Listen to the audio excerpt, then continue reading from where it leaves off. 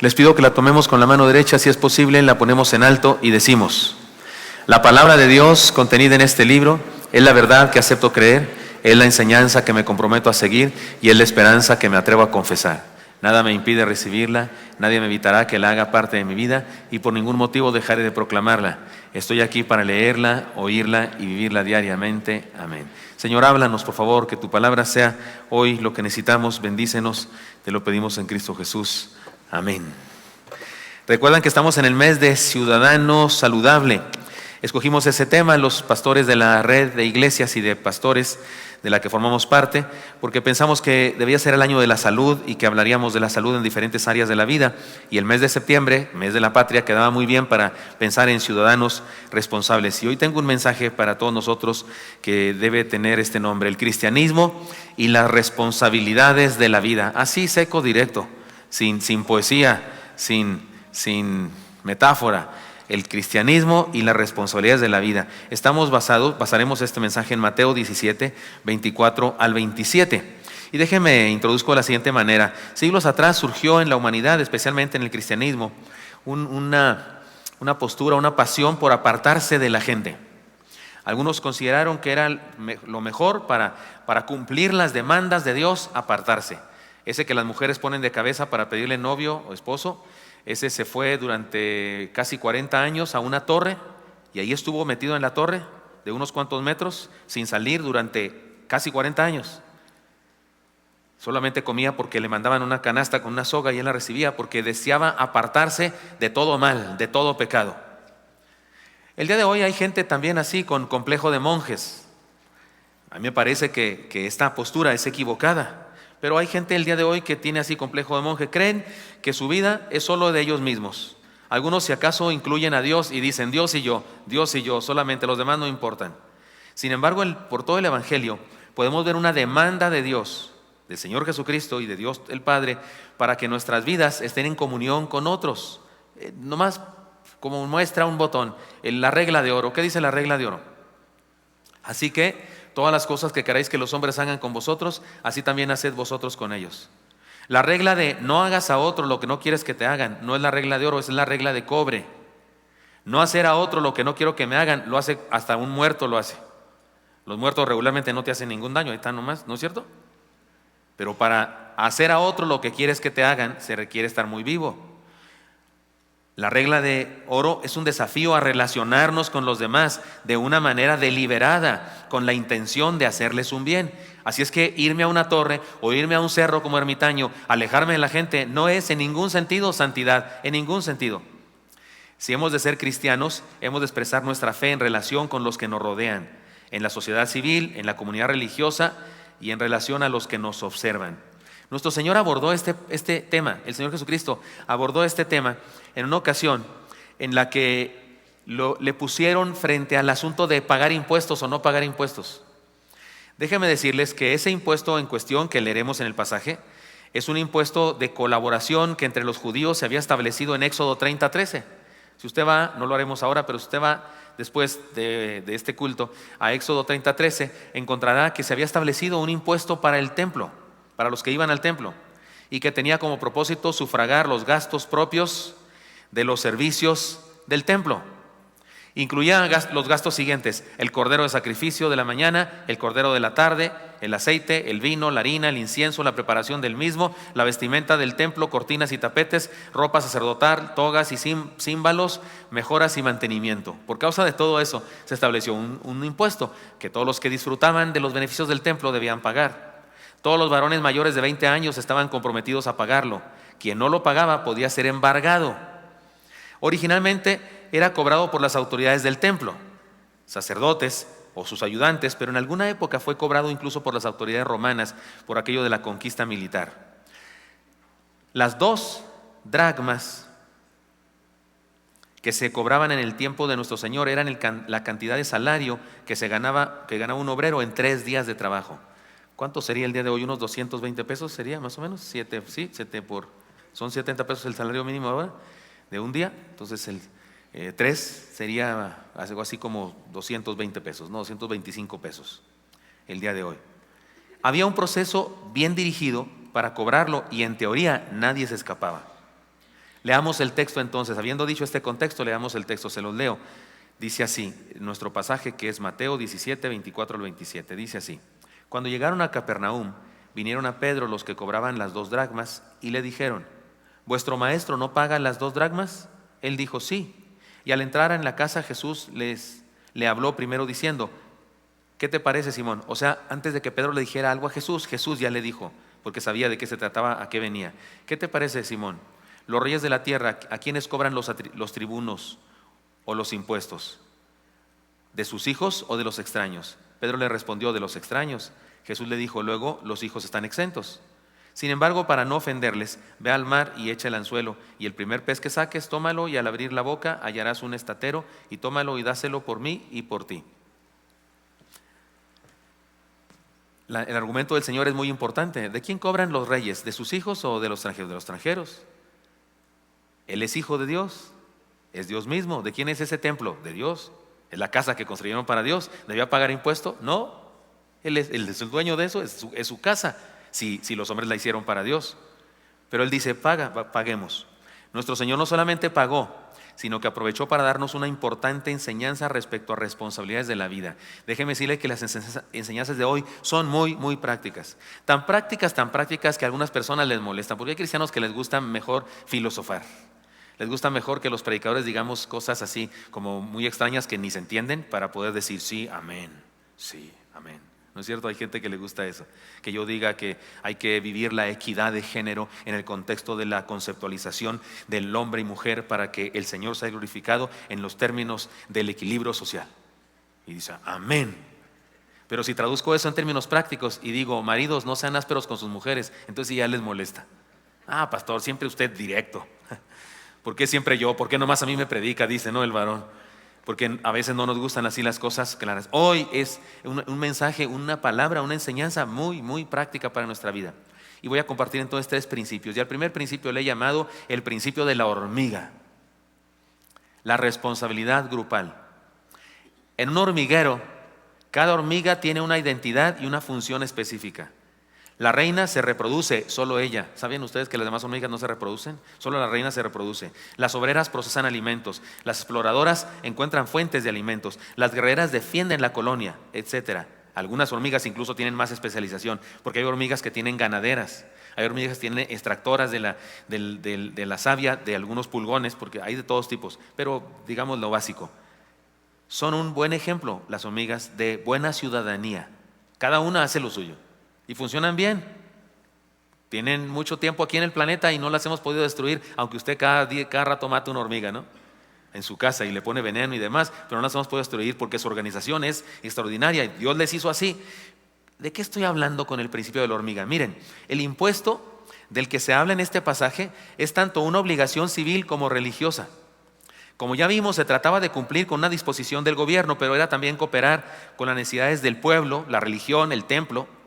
Todos los judíos acudían al templo, hacían uso de él, recibían un beneficio de acuerdo con su fe, porque buscaban ese beneficio ahí, eran atendidos por los que ahí ministraban, participaban en el deterioro de las instalaciones, porque usted cuando entra a un templo participa en el deterioro, se deterioran la madera, la alfombra, las paredes, se ensucian. Así que cooperar no era ninguna injusticia, además era una obligación y una ley reglamentada. Es por ello que la mayoría lo pagaba sin problemas. Por eso quisieron meter en líos al Señor. Le dicen a Pedro: ¿y tu maestro va a pagar? Y Pedro dice de inmediato: sí, por supuesto. Tal vez dice que sí, por supuesto, porque ya había pagado en otros años. Y Pedro sabía que el Señor sí pagaba ese impuesto. O tal vez porque le había preguntado antes: Señor, ¿vamos a pagar el impuesto? Toca ya pagarlo, ya van a cobrarnos, toca. Y el Señor le había dicho que sí, tal vez por eso lo hizo así. Ahora bien, de cualquier modo, Jesús nos enseña elocuentemente que ser cristiano, ciudadano de su reino, también implica ser responsable y cumplir con las obligaciones que tenemos con aquellos con los que tenemos relación, sea nuestra sociedad civil, ciudad, estado, país, continente, empresa, club, pueblo, o nuestra comunidad de fe, iglesia, célula, departamento, unión de jóvenes o lo que sea. Lo que está diciendo Jesús aquí es que somos responsables de los demás. Somos responsables, permítame decirlo, de cooperacha. Somos responsables de cooperar en las cosas de la vida. Eso de apartar, no, es que yo soy cristiano, yo no me meto en esas cosas. No me importan los problemas sociales. ¿Cómo que no te importan los problemas sociales? Los cristianos estamos aquí puestos por Dios y aparentemente Dios quiere que sigamos aquí. Yo digo, ¿no nota usted como que no tiene sospecha de que Dios quiere que estemos aquí? Digo, porque si no ya nos había llevado, ¿no? Entonces seguramente sí nos quiere aquí. Si nos quiere aquí, quiere que cumplamos algo. Así que pongamos dos ejemplos. La comunidad cristiana es un buen ejemplo de esto. La comunidad cristiana, la iglesia. Los que asistimos a un templo o a una reunión de cristianos, hacemos uso de las instalaciones que otros edifican con su esfuerzo y dinero. Todavía hay quienes le dan mantenimiento. Disfrutamos de los beneficios de un complicado sistema de organización que nos imparte cultura, apoyo espiritual, enseñanza para vivir, consuelo en momentos difíciles, entretenimiento, apoyo a nuestros hijos, consejería, proyección de personas, identidad, seguridad espiritual, amistad, posibilidades de realización en el cumplimiento de nuestra misión personal, incluso esposos para nuestras hijas e hijos, materiales de capacitación y muchos más beneficios espirituales que no se pueden definir con precisión y que no recibimos en su totalidad. Solamente que no estemos que recibimos en totalidad o solamente que no estemos interesados en integrarnos a la iglesia y recibirlos. Hermanos míos, venir a una iglesia, si tomáramos en cuenta todo lo que hacen las sugieres, los diáconos, los que vinieron aquí temprano a las 6, 7 de la mañana y pusieron las fundas, los que hicieron limpieza, los que cuelgan esas cosas, ¿sabía usted que eso no está aquí antes de venir nosotros? ¿Alguien viene y se encarama ahí a poner eso? ¿Sabía usted eso? Aquí se graba un programa que se llama Reventón Musical. ¿Lo ha visto?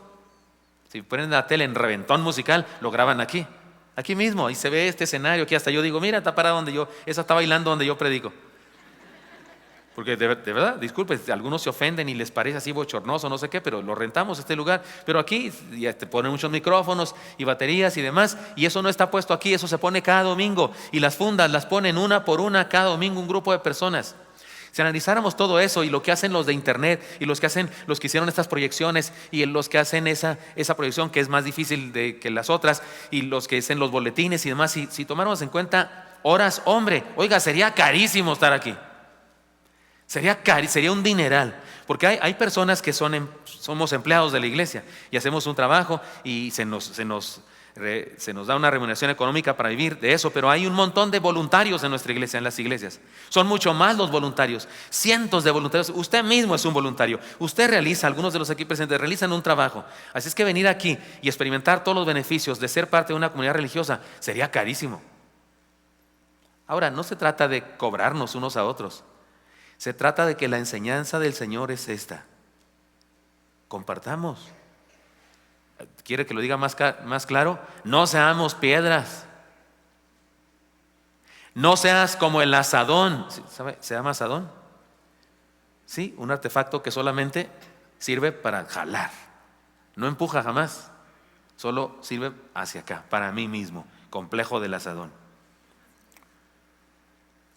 En la iglesia hay todo un programa de trabajo bien delineado con abundante personal compuesto por hermanos fieles que dedican su tiempo a Dios, la mayoría de los cuales no perciben un salario por lo que hacen. El gasto operativo es alto y a pesar de cualquier cosa como la crisis, la empresa santa que se llama la Iglesia de Dios se sigue moviendo hacia adelante y nosotros somos llamados a cumplir con nuestra responsabilidad, nuestra obligación de cooperar para que esto suceda. Somos hormigas del hormiguero llamado iglesia. Y unos hacen una cosa, otros hacen otra cosa, cada quien hace cosas diferentes. Pero no solamente eso, nuestra responsabilidad está más allá de la iglesia. Puse ese ejemplo porque es muy evidente y en este caso el impuesto de aquel momento que el Señor pagó era un impuesto que tenía que ver con religión también. Era también un asunto civil, pero también tenía que ver con religión porque era el impuesto del templo. Nuestro Señor no solo nos desafía a cumplir con nuestra responsabilidad eclesiástica, sino también nos desafía a cumplir con nuestra responsabilidad civil en donde quiera que estemos. Nuestra fe se manifiesta en relación con nuestro comportamiento como ciudadanos, como empleados, como compañeros de sindicato, como miembros de un departamento, club, como gente del barrio, como gente de un edificio. Tristemente hay tanta cosa. Yo me he dado cuenta de una cosa que pasa aquí en el DF por aquello de los estacionamientos, que es muy difícil estacionarse en las colonias. Ahora resulta que la calle ya es de uno también. Hay gente que pone su maceta, su bote, ¿sí? También en su colonia hay eso. Y yo me puse a analizar y eso no es de nadie. ¿Están de acuerdo conmigo? Es público. ¿Sí es cierto o no es cierto? O sea, que esté frente a tu casa no hace que sea tuyo. ¿Están de acuerdo? Y hay gente que se pelea, ¿no es cierto? Los vecinos se pelean. Ay, vecino, se pasó 10 centímetros de aquí. ¿Es usted de los que se pelea? ¿De los que pone botes? ¿De los que pone piedras, tabiques o algo así? Vivimos en un mundo así en donde que cada quien se rasque con sus propias uñas. Y yo salgo a la calle nomás a buscar que no me amuelen a mí y a ver si logro amolar a alguien. Hay un egoísmo así, una especie de guerra, una lucha por tener. Y el Señor dice, da, comparte. ¿Debo pagar ese impuesto? No es mi obligación, es mi casa. La edificaron para mi padre y para mí. El padre y yo uno somos. Pero paga, Pedro, vamos a pagar. ¿Por qué? Porque conviene ser responsables en este mundo. Y conviene hacerlo en el contexto religioso y conviene hacerlo en el contexto civil, en el equipo. Cuando juegas un deporte, no hombre, una de las cosas más gordas que cae es un jugador que no le echa ganas. Es lo peor que puede pasar. Lo ponemos de defensa y no, allá anda arriba, que es que metiendo goles y ni mete. Si siquiera metiera uno, pero ni mete. Pero no se baja, se dice eso, no baja. Cae gordo con ganas de agarrarlo y de orar por él. Sí, porque me estaba viendo muy carnal, ¿verdad? Y me puse espiritual de repente. Orar por él. El Señor te bendiga. Señor, bendícelo, o sea, llévatelo ya de una vez. Acelérale el proceso de la santificación de un jalón y que se vaya a los cielos. Es una mejor manera de decir mátalo, ¿verdad? Oigan, nuestra responsabilidad está más allá de la iglesia, en el trabajo, en el sindicato, en donde quiera, seamos el compañero de confianza, seamos el empleado de confianza. No, hay personas que media hora antes de la hora de salida ya están listos, ya tienen su lonchera, ya tienen su maleta, ya tienen todo. Les pides algo, no es que ya va a ser la salida, faltan 15 minutos. Pues por eso, en sus marcas listos fuera, y están listos. Ni un minuto más pienso dedicar al trabajo. Cuando deberíamos, yo sé que los burócratas, excepto los burócratas que están aquí, todos los demás son así, excepto los que están aquí. Deberíamos estar dispuestos a dar. Aquí vemos a Jesús compartiéndonos un principio de colaboración, la responsabilidad grupal, el principio de la hormiga.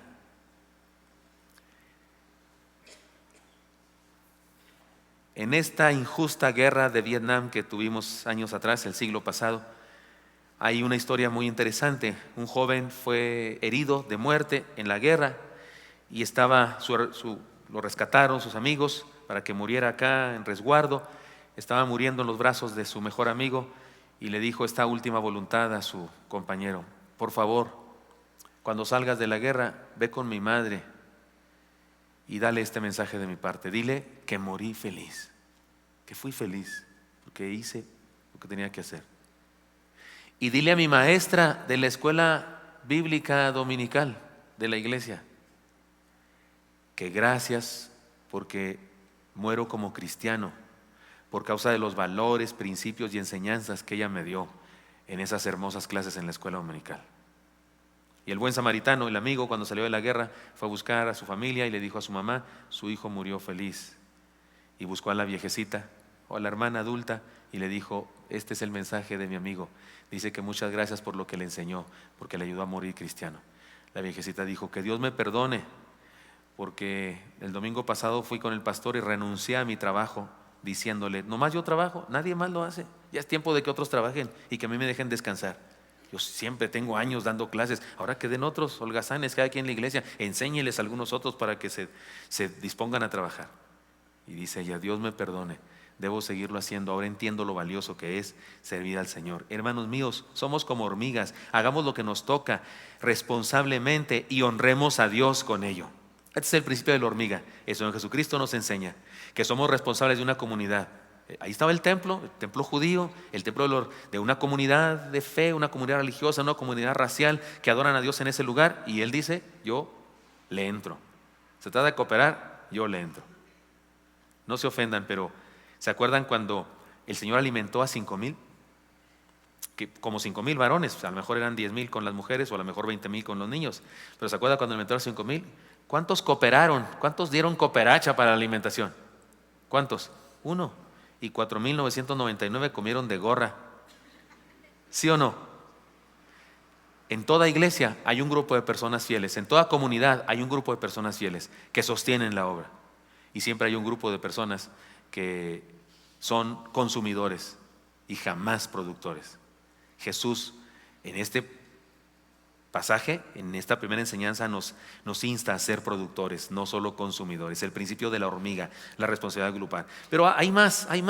A este otro principio le llamo el principio de la colmena, la responsabilidad ante el trabajo.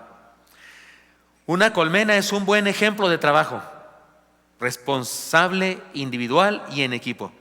Las abejas son un ejemplo perfecto de trabajo. ¿Saben usted que también las abejas tienen algunas castas? No tantas como las hormigas, pero sí tienen, por ejemplo, las exploradoras. Pueden volar muy lejos, vuelan kilómetros y kilómetros sin alimento, hasta encontrar flores. Tienen una capacidad de visualizar flores y entonces regresan a la colmena y mediante una danza, un ritual de una danza, de verdad, una danza, se ha hasta codificado en qué consta la danza. Le dicen con exactitud el lugar donde, así tipo GPS, le dicen con exactitud a las demás abejas dónde están las flores para ir a colectar el néctar.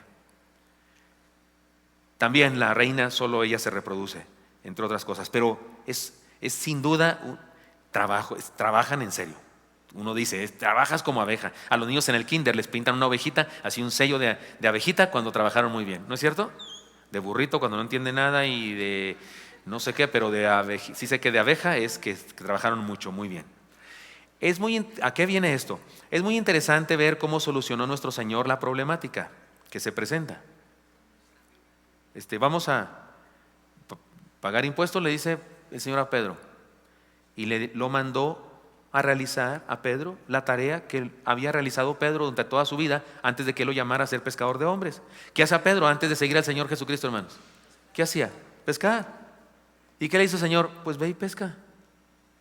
No pudo aparecer un estatero, porque encontró un estatero en el pez. ¿No pudo haber aparecido un estatero, el Señor Jesucristo? ¿No pudo haber hecho que llovieran lingotes de oro? Sí. Pero ¿cómo solucionó el problema o el asunto? Mandó a Pedro a trabajar, a hacer lo que sabía hacer, a lo que era experto en hacer. Aquello de que encontró un estatero en la boca del pez, algunos lo interpretan como algo literal, absolutamente. O sea, pescó un pez y luego le abrió la boca y tenía una moneda, un estatero, que era equivalente a más de las dracmas que debía pagar por ellos dos. Era mucho más, así que pagaron de más. Pero algunos piensan que lo que significa es una manera poética típica de los orientales de aquella época de decir, ve y pesca hasta conseguir un estatero. Algunos piensan que lo que hizo Pedro fue pescar un pez muy grande que lo vendió y le dieron un estatero por él. ¿Sabe qué? A mí me viene importando bastante poco cómo haya sido.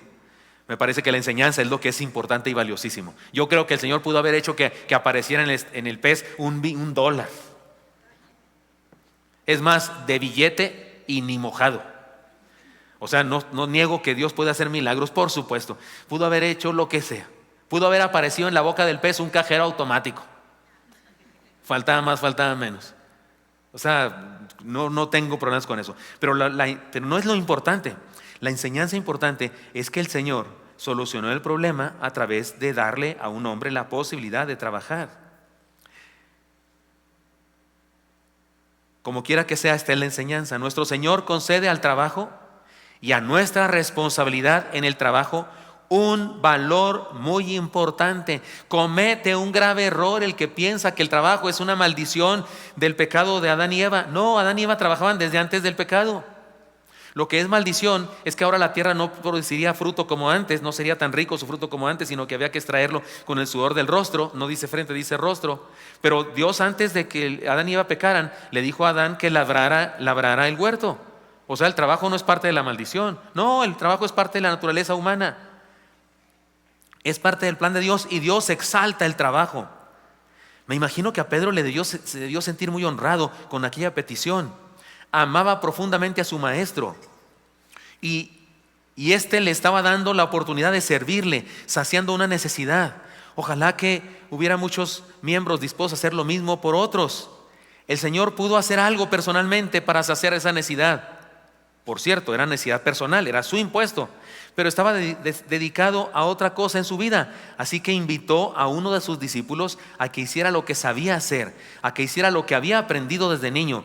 pero ahora que lo usara para un asunto más elevado e importante, saciar la necesidad de un compañero, de su maestro, y darle la oportunidad de usar esa tarea para un propósito de vida importante. Oiga, hermano, insisto, el Señor pudo haber aparecido, pudo haber hecho lo que el mago Chen Kai o los magos esos callejeros que aparecen monedas en las orejas. ¿Se ha visto esas personas que desaparecen una moneda y lo le hacen?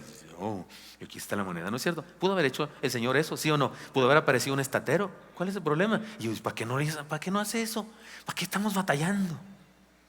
Por eso digo, si el milagro fue en el pescado, ¿por qué no hizo el milagro así? ¿Qué? ¿Cuánto quieren? Sí. Aquí está.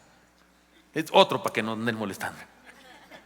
Pero no lo hizo así. Le dijo a Pedro, ve y trabaja.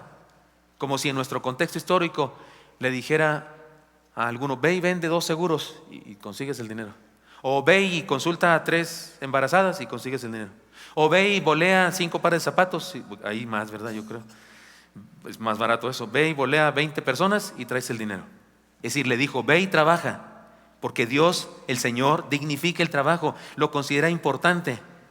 Nuestro trabajo se dignifica cuando en forma indirecta repercute en el adelanto de la obra. Trabajar, escúcheme, trabajar no es un asunto secular o mundano. En un cristiano es un asunto espiritual. Cuando usted y yo trabajamos, estamos haciendo un asunto espiritual. Es más, un cristiano no tiene vida secular y vida espiritual así separada. Sí, su vida es su vida y su vida es espiritual, y todo lo que hacemos usted y yo, vender cosas. Por ejemplo, cuando vendemos algo, no debemos aplicar la regla de oro, que es una regla espiritual. Así que todas las cosas que queráis que los hombres hagan con vosotros, así haced vosotros con ellos. Cuando yo compro algo, me gustaría que me lo vendieran en su justo precio. ¿A usted también?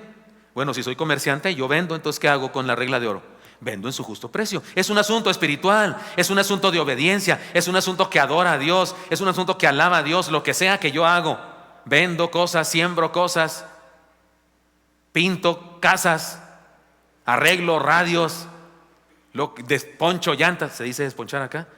Sí, también, ¿no? ¿Es palabra chihuahuense? Vulcanizo, talacha, se dice eso, de la talacha de las llantas. Lo que sea que hago, y lo hago bien, lo hago con esfuerzo, no defraudo al cliente, le cobro lo justo, no le miento, honro a Dios. Es un culto de adoración de mi talachería. ¿Talachería se dice? Es un culto de adoración de mi venta, de mi fonda de comida, donde vendo discada chihuahuense y sigo aceptando retos. Es decir, lo que sea que hago es espiritual porque lo hago y honro a Dios con eso. Trabajemos en lo que sabemos hacer o en lo que nos hemos comprometido con hacer. Hagámoslo bien y hagámoslo para gloria de Dios. Hoy en la madrugada estas palabras me dieron un gancho al hígado. ¿Por qué? Ya les platiqué que estaba bien desvelado ayer. Todavía estoy desvelado. Ahorita, si no estuviera predicando, me dormiría.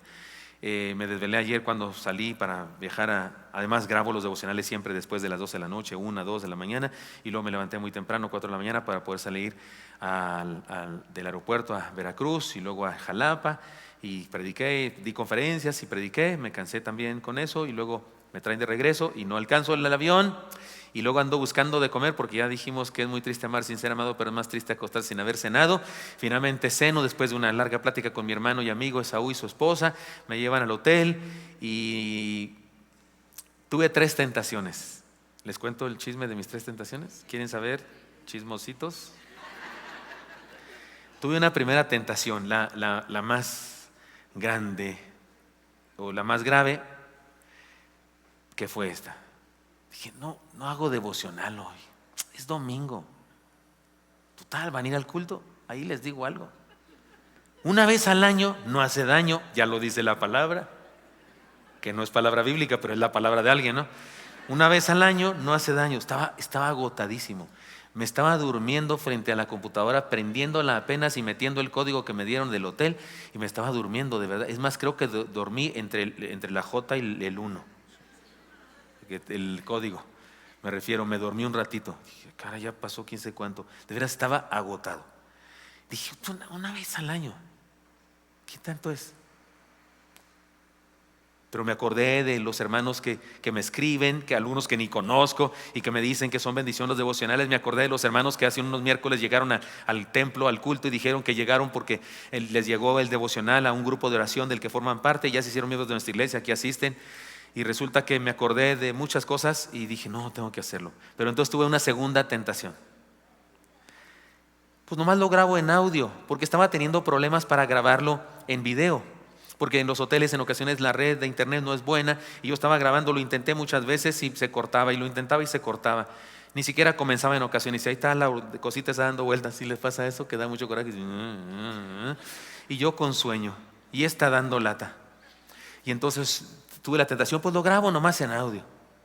Así hasta puedo estar acostado, así bien suave y diciendo cosas, y no estoy preocupado de si estoy pelando el bigote y esas cosas.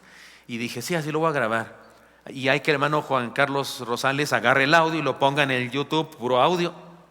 Le mando una foto mía y que la ponga o algo así. Pero resulta que me acordé de los muchos hermanos que no lo ven, no lo oyen solamente, no tienen WhatsApp, si quieren estar ahí y lo ven y está todo oscuro, ni lo prenden. Alguien me dijo eso, no, si usted lo puso solo el audio, porque ya una vez lo grabé solamente el audio, dijo, pues no lo vi porque yo pensé que no había nada porque estaba negra la pantalla. Y me acordé de esas cosas y dije, no puede ser. Y luego tuve una última tentación. Mañana lo grabo. Total, a la hora que sea. Ahí en un espacito, y que lo vean en la noche, si no en la mañana. Dije, bueno, voy a leer mi sermón de mañana, así como preparación. Trabajemos en lo que sabemos hacer o en lo que nos hemos comprometido. Hagámoslo bien y hagámoslo para gloria de Dios. ¿Sintieron el gancho al hígado? Hombre, me tronaron las costillas. Me desperté de inmediato. Fui al baño, me eché agua en la cara, le pedí perdón a Dios, y me acordé que antes de que comenzara el año me propuse, no me comprometí con ninguno de ustedes, sino con Dios y conmigo mismo, que grabaría este año 365 devocionales, llueve, truene o relampaguee. Ahí la llevo, no he fallado hasta ahorita. Antes solamente grababa 5 en la semana, ¿se acuerdan ustedes? Ni lunes, ni domingo, ni sábado. Pero me comprometí con Dios que lo haría uno diario. Y ahí voy, entonces que me levanto. Creo que Dios puso un impulso en mí, me dio fuerza, me dio aliento, se me quitó el sueño un ratito, porque nomás acabé y me dormí otra vez la hora y media que dormí. Hermanos míos, principio de la hormiga. La responsabilidad grupal. Somos parte de un grupo y somos responsables de ese grupo. Cooperemos con cualquier grupo al que pertenezcamos, por supuesto con la iglesia, pero también con los grupos sociales en los que participamos: familia, país, escuela, empresa, barrio, sindicato, lo que sea. Principio de la colmena, la responsabilidad ante el trabajo. Hagamos lo que nos toca hacer, hagamos lo que nos hemos comprometido con hacer. Si tenemos un trabajo y nos pagan por eso, hagámoslo con pasión, no robemos al patrón. Al contrario, demos de más. ¿No dijo el Señor Jesucristo, si alguien te quiere cargar una milla, qué dijo el Señor Jesús? ¿Qué dijo? Cárgalo 2. Si te quiere quitar la camisa, ¿qué? Dale la capa y dale, o al revés, la capa, dale todo. Es decir, el Señor nos dijo que nos fuéramos grandes. Ese es el principio de la colmena. Y tercer principio, para terminar, el principio del escaparate. La responsabilidad ante los que nos observan. El argumento del Señor fue claro. Él es el dueño de esa casa. Él es el dueño de todo cuanto existe, de hecho. El Salmo 24:1 dice, de Jehová es la tierra y su plenitud. ¿Qué más? El mundo y los que en él habitan. Y Juan 1:11 dice, a lo suyo vino y los suyos no lo recibieron. Además, él vino a establecer un reino superior. Así que no tenía ninguna obligación de pagar un impuesto por estar donde le pertenece, y mucho menos un impuesto a un reino inferior, porque él vino a establecer un reino superior. Sin embargo, él pagó el impuesto.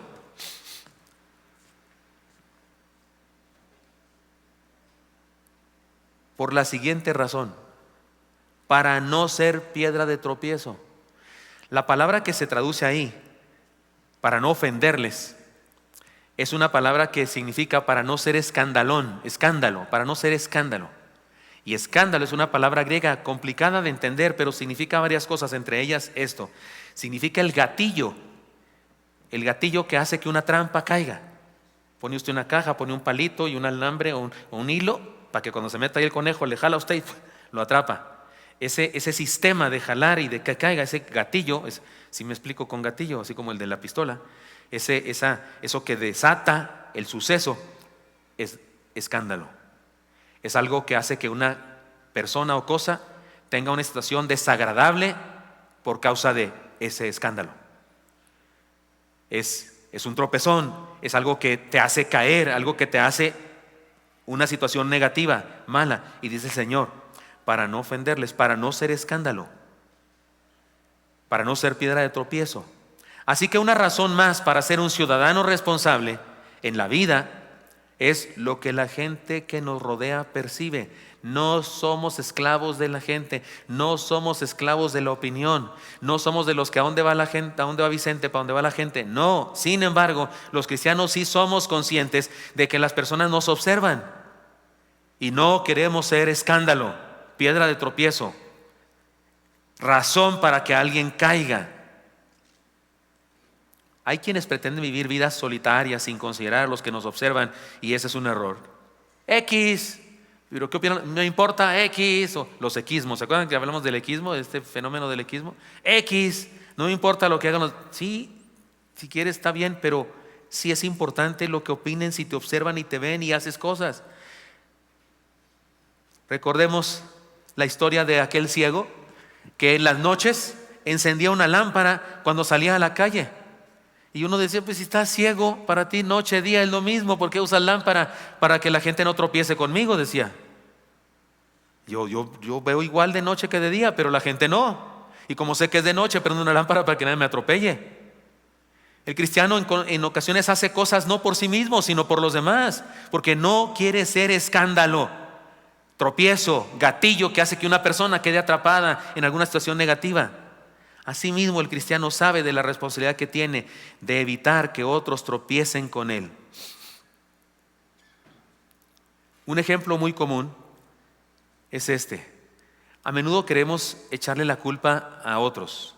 Por ejemplo, algunos cristianos le echan la culpa al pastor, a la iglesia, a los jóvenes de la iglesia. Pastor, mi hijo ya no quiere venir a la iglesia. ¿Qué está pasando con los jóvenes?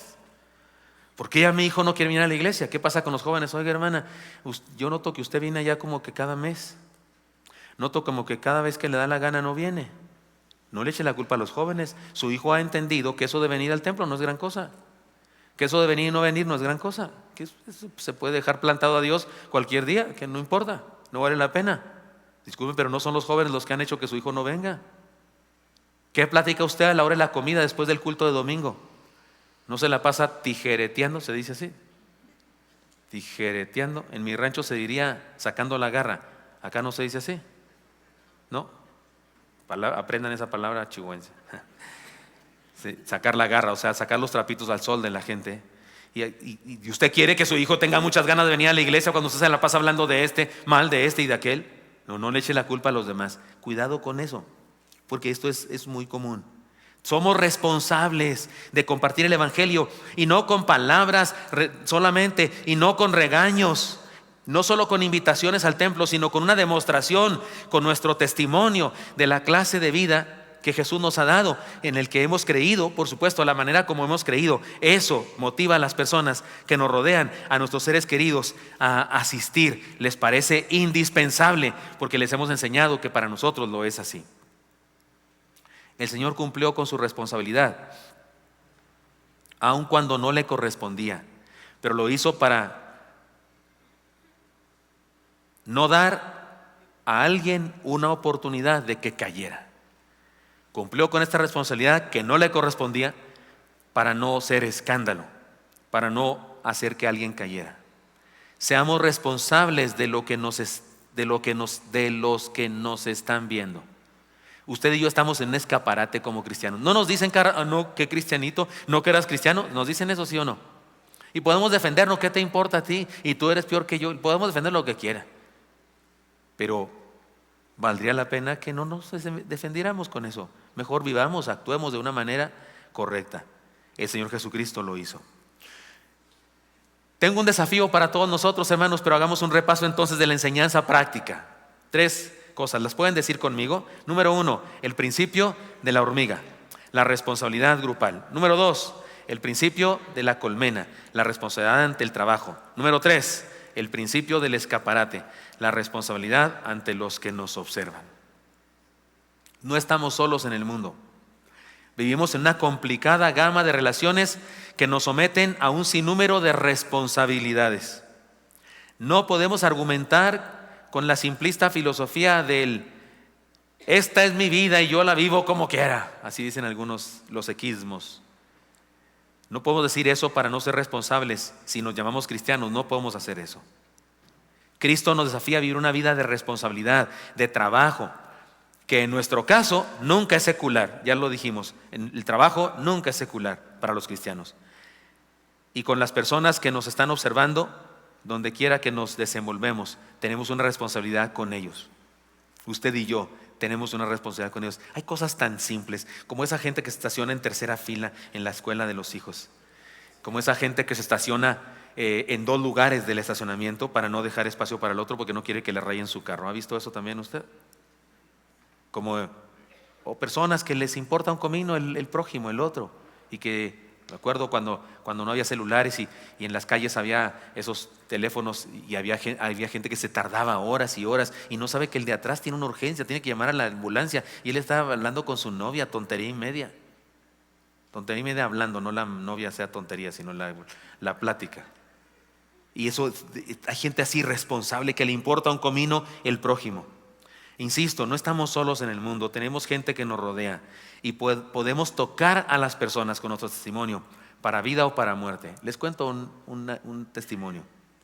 Un sargento inglés, un sargento del ejército inglés, se convirtió al cristianismo, a pesar de que era reacio a creer en Dios y a la religión, por causa de lo siguiente.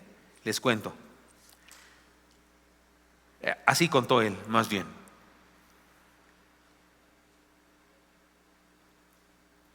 Había un soldado raso que recién se había convertido al evangelio. Así que él, el sargento y otros se la pasaban burlándose de aquel recién convertido.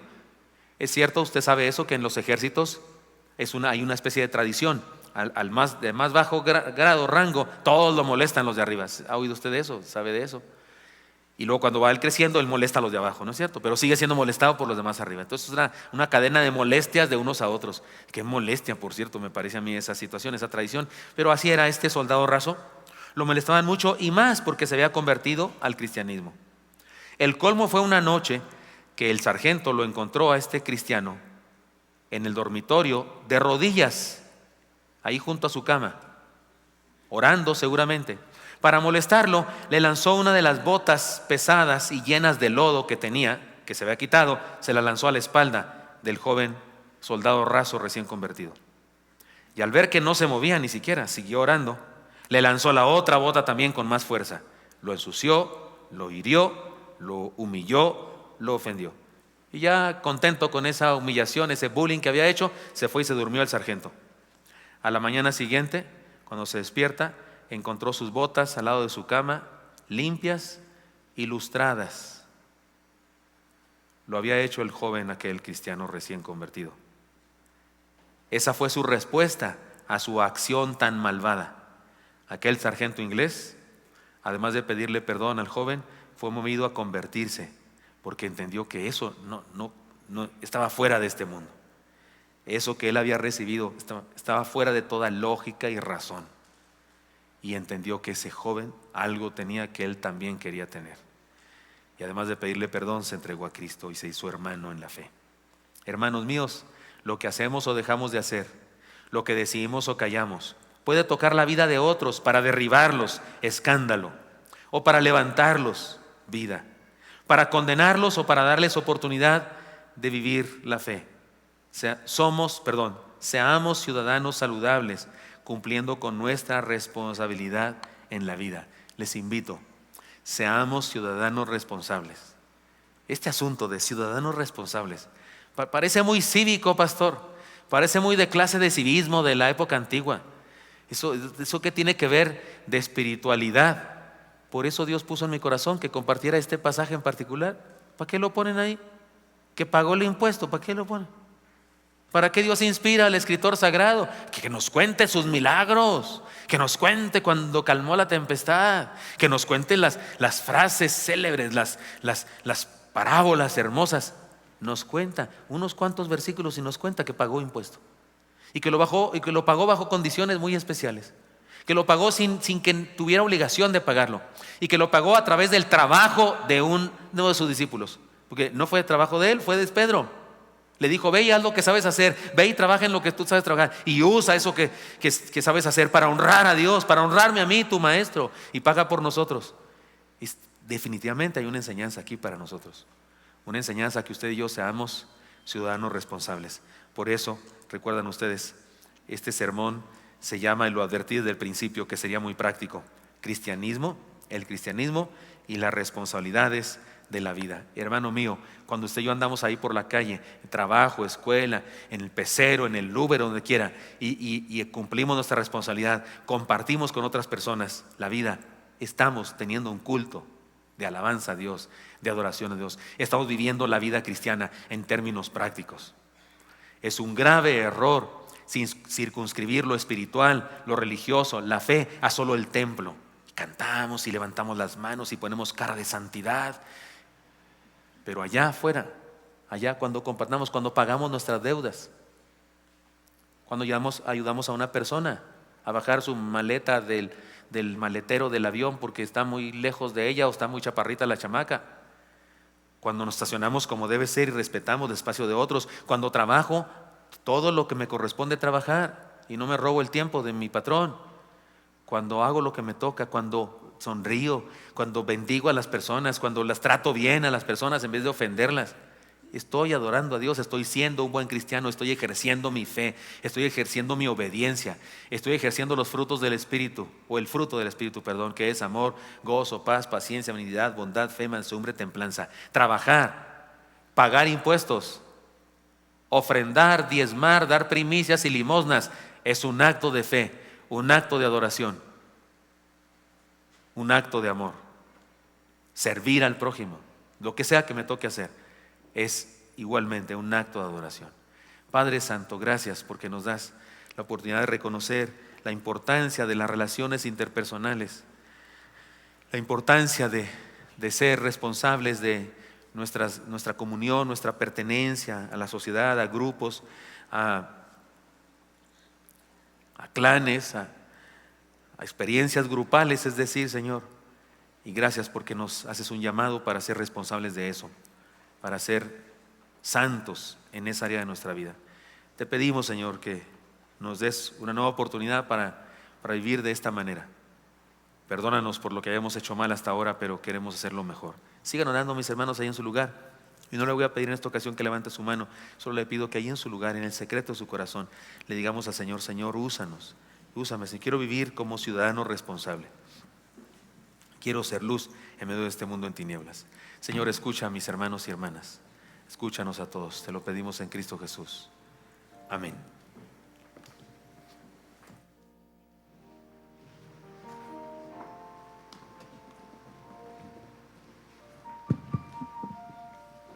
Dice la palabra de Dios: tributad a Jehová, oh familias de los pueblos, dad a Jehová la gloria y el poder, dad a Jehová la honra debida a su nombre. Traed ofrendas y venid a sus atrios, adorad a Jehová en la hermosura de su santidad. Es tiempo que entreguemos nuestros diezmos y nuestras ofrendas.